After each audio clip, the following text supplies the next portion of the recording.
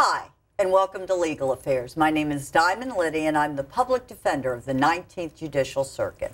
We are going to be talking about something very, very important that is coming up November 4th. Yes, ma'am. Not the elections of all the people, something on the agenda that is really near and dear to the hearts of the state, certainly everyone in locally. And with us, we are very proud to have Catherine Hensley. Hi, Catherine. How are you? Hi, Diamond. I am great. Thanks. Before we start talking about why you're here and the important thing that's coming up for the voters, give us a little, in fact, as long as I've known you, there's some things I just learned about that I didn't realize.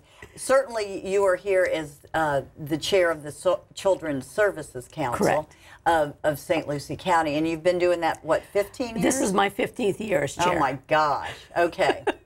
And we can talk about what that entails here in a minute. But give us your background. You've been involved with so many things in our community. My whole focus is trying to create better lives for kids and their families. So my whole adult life, I'm an educator by training. Right. I was a high school teacher. I worked at the college. And I work with transportation, health care, parent training, whatever impacts children and their families, I try to get involved. So I was a teacher for a long time, and then I ran for school board, and so it has given me an opportunity to go to places sometimes where I wasn't invited. That's not a bad thing. But to get involved with the things that create a community for the future. Right. That makes things better for everybody. And so that led me to be involved with economic development, the Chamber of Commerce, the research part, transportation, hands clinic, all those type of things, because that's all works together to make a better, stronger community for the future. And how long have you been involved with the St. Lucie County School Board? I was elected in '96, so I've been on board for almost 18 years. Wow. Wow. That's terrific. Okay. Let's start with the basics, because many viewers do not know what in the heck is the Children's Services Council. Okay. Children's Services Council actually was put in place in 1990. So we've been by the legislature. By the legislature had enacted language. Okay. And our voters put it forward, and it passed very handily. We started with a steering committee several years before it was actually on the ballot in 1990. Okay. And this is statewide? No, it is not. There are only 8 in the state. Oh, okay. And we are the only state that has them. So there are only 8 in the country. Oh, my goodness. Now, see, I didn't realize that. They're independent taxing authorities.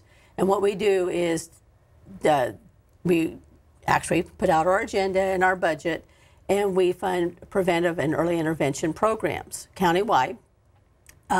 We started with the steering committee that said, what if? Now we're going back to 1990 now. 1990 was when it was on the ballot, so it was about 1988. Okay. When people started talking, Dr. Bob Gehrig and Judy James.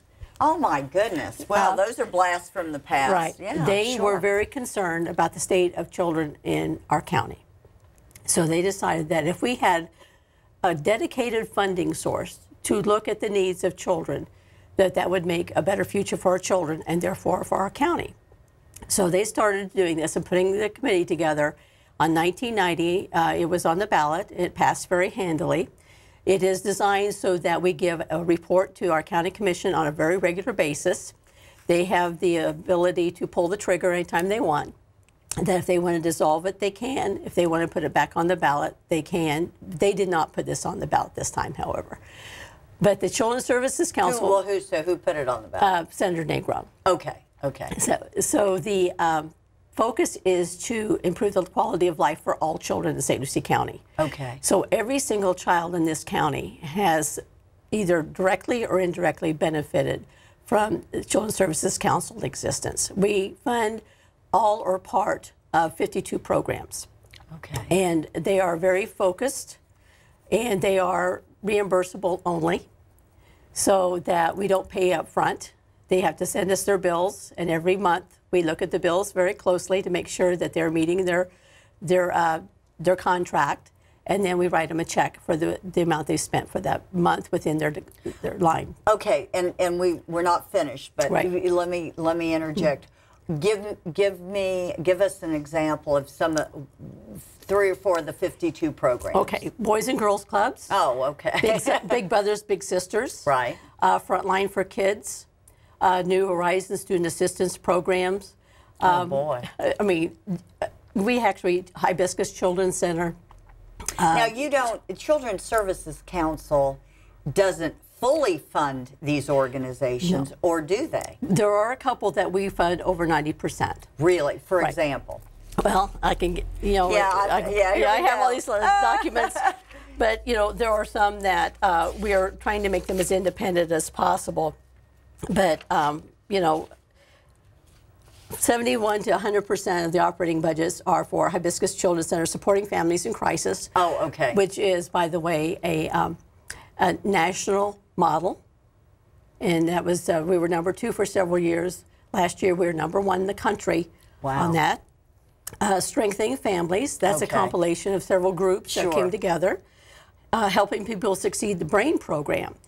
And we do the BRAIN program. Every baby that's born to a parent in St. Lucie County, whether the baby's born here or not, but the parent resides in St. Lucie County, they are offered a home visit by a nurse, a pediatric nurse, within the first 5 days. And then there's a follow-up, so that we can help them become the best parents they can. We can also, they can diagnose if there's something amiss in the household. Actually, the program has been able to save more than one mother's life because the nurse recognized that there was something wrong, something that wasn't going well.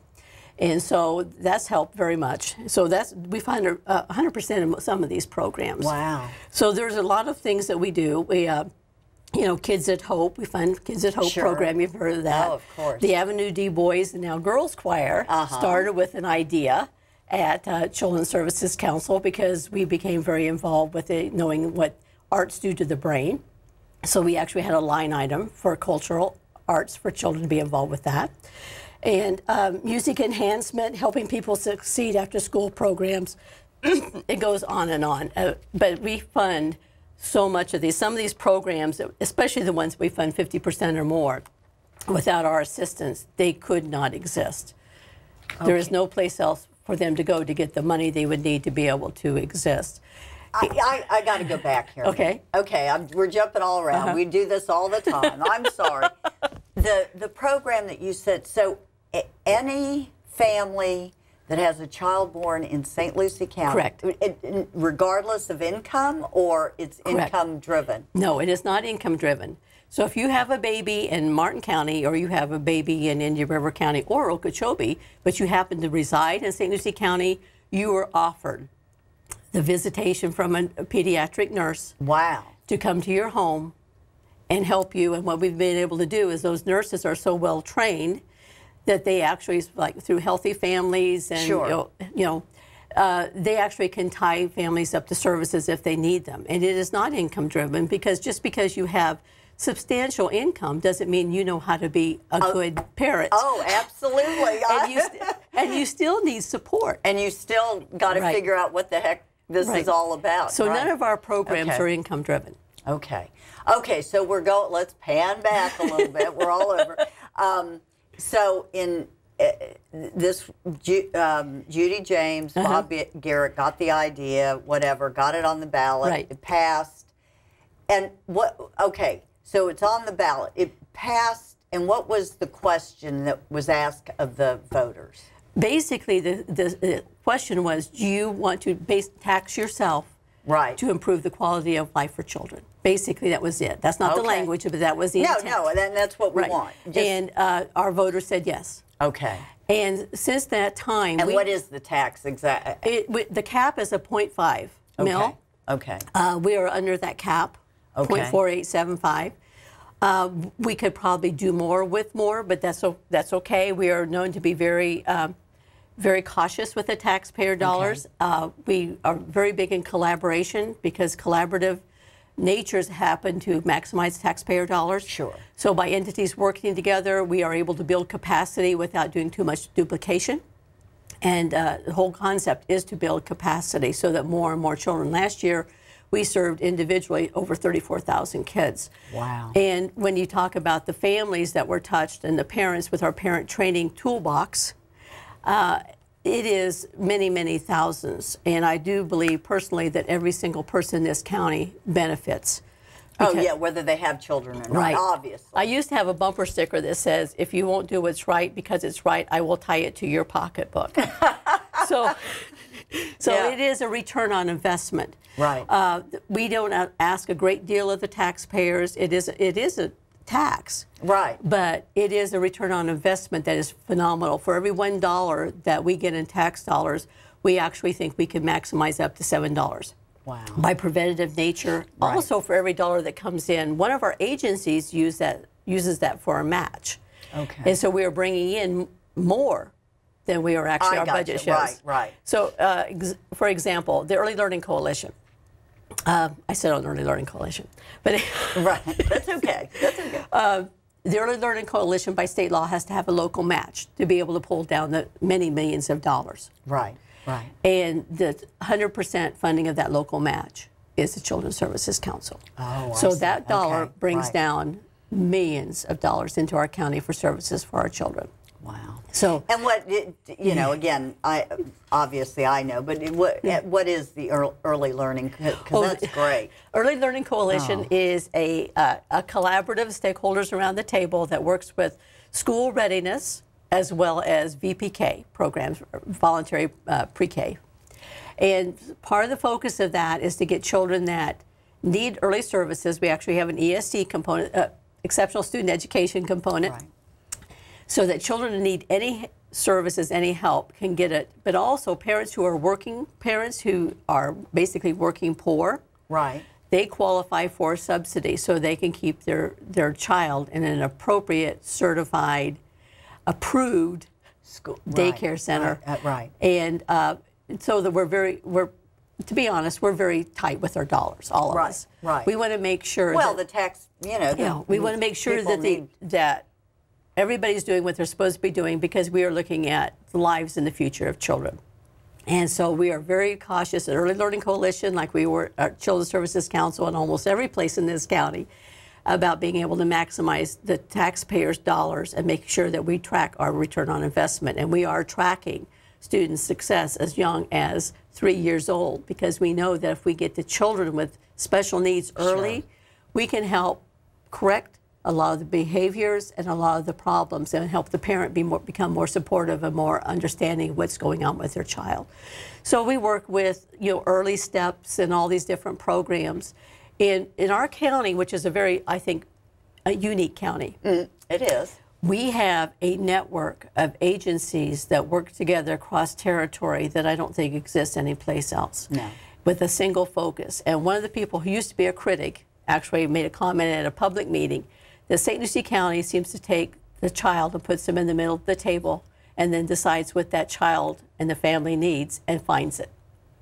And I'd like to think that that is actually true. And Right. I do believe it is true. That is our intent. That's why Children's Services Council funds Kids at Hope. Kids at Hope is a philosophy that you don't look at the bad things. We don't do students at risk anymore. We do Right. students at hope, kids at hope. We look at their assets and help them build on their assets. Oh, I see. So we've changed the. We change the focus. Oh, So no. that when you look at the positives and build on the positives, we know that the negatives go down. Right. And in a time of economic crisis in our county, which was one of the very difficult, probably one of the worst in the state, Right. traditional, conventional wisdom would say that as poverty levels increase, crime increases, dropout increases, all those things. But what we have been able to show is we've been tracking for 20 years. Right. So what we've been able to show that as the indicators for bad outcomes went up, our true outcomes were still going in the positive direction. Right. Our dropout is down. Our student success is up. Our crime level is stable. The first year I was on the school board, we expelled 160 some kids. Right. Last year, I think we expelled 4. So, Really? yeah. Oh my goodness. Over I didn't time, realize. putting more and more things in Sure. place to be assets to build. And it doesn't happen overnight. It's a long-term plan. And that's why looking at 20 years of statistics for Children's Services Council, we have had some amazing statistics. A teen pregnancy was one of the big issues. Oh my goodness, and that's what we what dropped are those about numbers? 82%. Yeah. I mean, you can't make that up. So, you know, we have a little quiz that we give to different entities. And it is absolutely amazing because people, I'll tell you, the Treasure Coast Council local governments, Right. 4 counties, we gave the quiz. The assumption was our county was not doing as well as other counties because of our demographics, our high poverty rate, our high unemployment Right. rate. However, the percent of population in St. Lucie County is under 18 is about 24%. Right. But 62% qualify for free or reduced lunch. So that's a very high number. Wow. We have decreased teen birth rates by 82%, decreased child abuse and neglect, since we've been tracking it by the new Sure. matrix in 2007, by 42%, Wow. decreased juvenile crime by 43%. So we have made significant strides in the future of our community Despite the low, all of those all things. that stuff. No, so, that's- you know, we try to defy conventional wisdom where we can. St. Lucie County likes to lead. We've been accused of being on the bleeding edge, not just the cutting edge at times. And we did decide that we needed to be a stronger voice. So Right. the Children's Services Councils that are independent, that are only 8 in the state of Florida, Right. combined and made a Florida Children's Council a few years ago. And we have a permanent presence for advocacy in Tallahassee. And we do know that we have a much stronger voice. So when it came on the ballot this time, we are number 4 on the ballot. Go to number 4 first. Say yes. We were on the ballot. Martin County and Okeechobee has a very small Children's Services Council, which does wonder. So the Treasure Coast, out of the 8, 3 of them are here. Whoa. So not in New River. So it's Not yet. Martin. Yeah, no, I got you. Correct. Well, that's way Right. cool. I did. Yeah. No, that's great. And so we were on the ballot. We do a lot of talking, as you know. We talk to other Sure. counties and all constantly. Palm Beach County, their board decided by their own vote to go on the ballot this time instead of waiting further out. And help me understand, you know, and I don't mean to sound so Right. ignorant, but I am on this. How often does it have to be on the ballot? Never. Never. Well, It was so the- why? Explain that. Without being politically incorrect, No, I probably don't. You can't. know, right? But there was we had a senator who had an issue, but his concerns did not quite match this being on the ballot.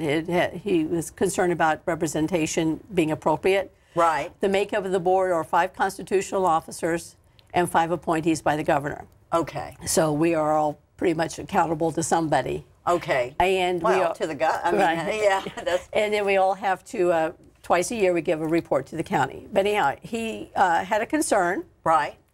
and so he got some alliance and got it put on the ballot. And so all Children's Services Councils are on the ballot on a particular timeline. Oh, okay. So the 3 of us are on this time, but Palm Beach County decided to go on their own with us. Oh, okay. And because Palm Beach County is going, Broward is also going. So of the 8, 5 are on the ballot this year. Who are the other 3? I'm just curious. Miami-Dade, Wow. Okay. Hillsborough, and Jacksonville. Okay. I was going to say it's the South Florida. It leads the way, but that's not. We do, Yeah. but there are some in the north. There are some Okay. others. The one in Jacksonville is more dependent. Okay. They're part of the group, but they're dependent. Pinellas and Hillsborough has it. They call it a different name, but basically they're the same thing. Okay. So, but there are 8 independents, and we invite to our statewide meetings. We invite those that are anybody who's interested. So we have people sometimes that come from Alachua County, which is Gainesville. We've had people from Orange County attend, different counties that and everybody's welcome. They're open meetings. We have legislators that come sometimes to listen to the conversation. So once you pass, and we're going to Right. think positive Correct. here, when do you have? You don't know. You may never have. There's no timeline that says it has to ever go back on the ballot. It doesn't like sunset or No. whatever. Yeah, It goes on forever unless the county commission or state law Right. says you have to go back on the ballot. Okay. Okay.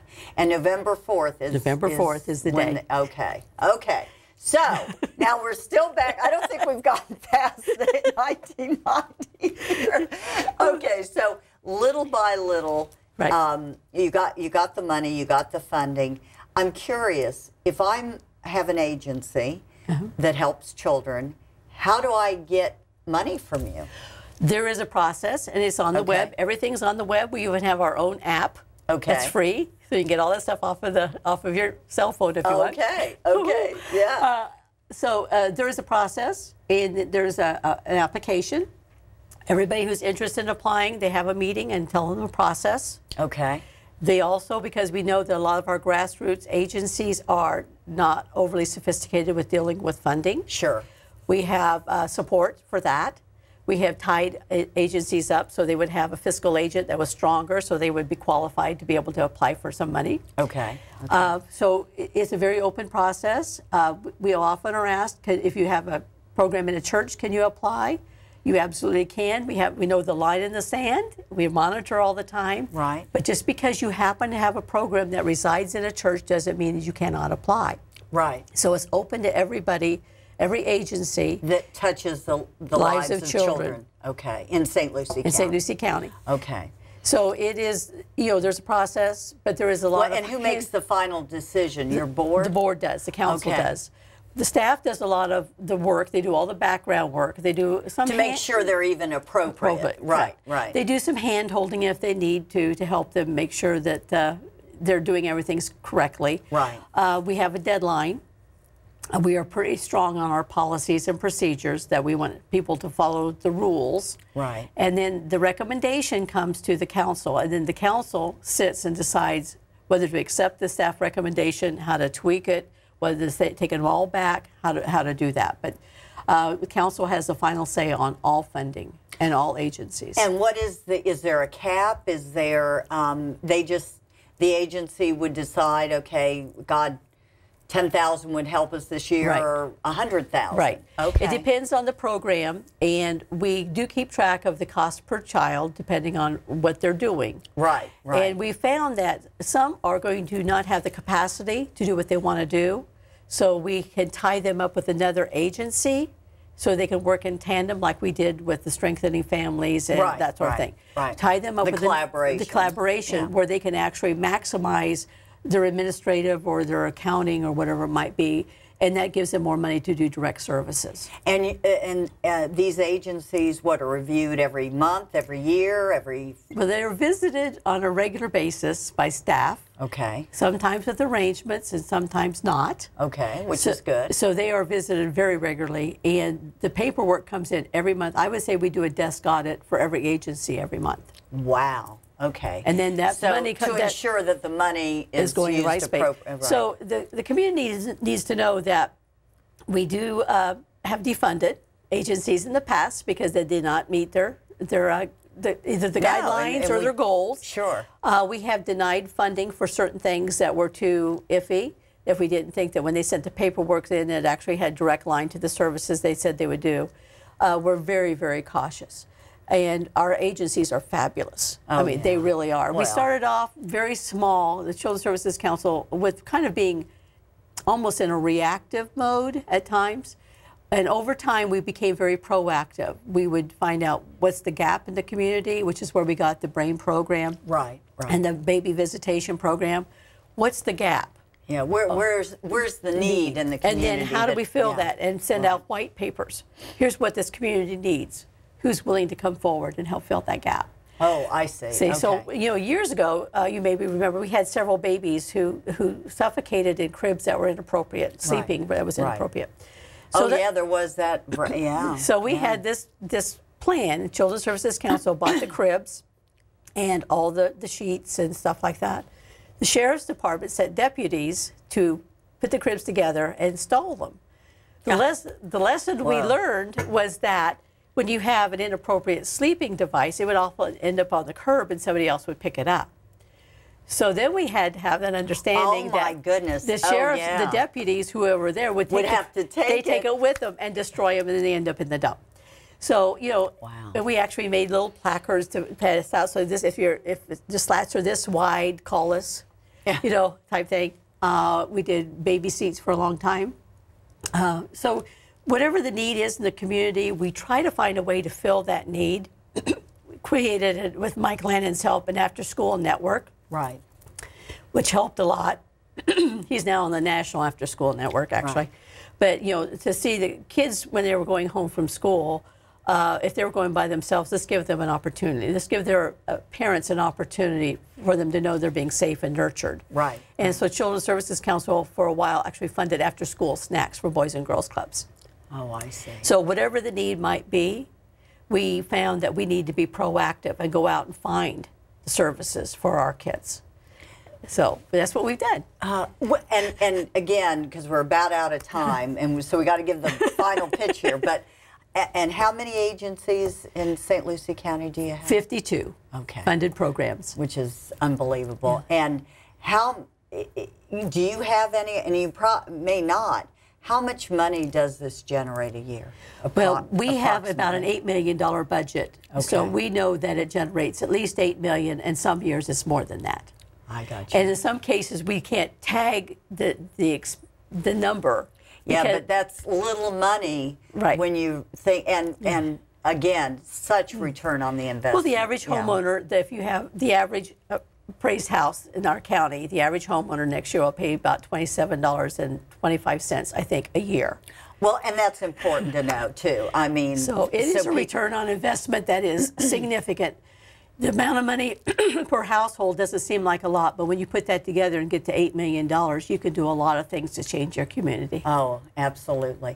And Catherine, if someone, I know you have a website. Yes. And tell us what the website is, and then Well, they can go on the CSC, SLC, or they can just type in Children's Services Google Council. that or whatever. Right, and it'll come up.